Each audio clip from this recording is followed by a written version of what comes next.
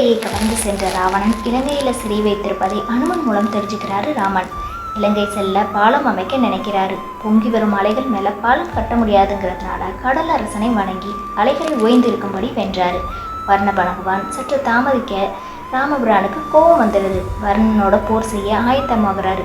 வர்ணன் மன்னிப்பு கேட்டு கடல் அலைகளை ஓய்ந்திருக்கும்படி செய்கிறார். வானர சேனைகள் ஹனுமன் தலைமையில பாலம் கட்ட தொடங்கின. கடலில் போட்ட பாறைகள் நீரில் மூழ்கி மறைந்து போகுது. ராமர் கட்டளைப்படி வானரங்கள் கொண்டு வரும் பாறை கடைசியாக நலன் வானரம் கையில் கொடுத்து கடல்ல வீசப்படுது.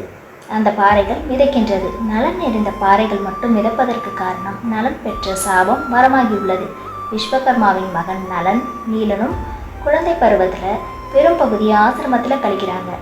அவர்களோட குழந்தைத்தன இயல்பால் அடிக்கடி முனிவர்களை ரொம்பவே தொந்தரவு செய்கிறாங்க.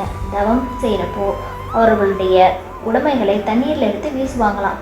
தொந்தரவு தாங்க முடியாத முனிவர்கள் எல்லாம் ஒன்று சேர்ந்து நீங்கள் தண்ணீரில் எரிந்த எதுவும் முழுகாமல் இருக்க அப்படின்னு சபிக்கிறாங்க. அதனால தான் நலன் எறிந்த பாறைகள் நீரில் முழுகாமல் பாலமாக மாறி இருக்கு.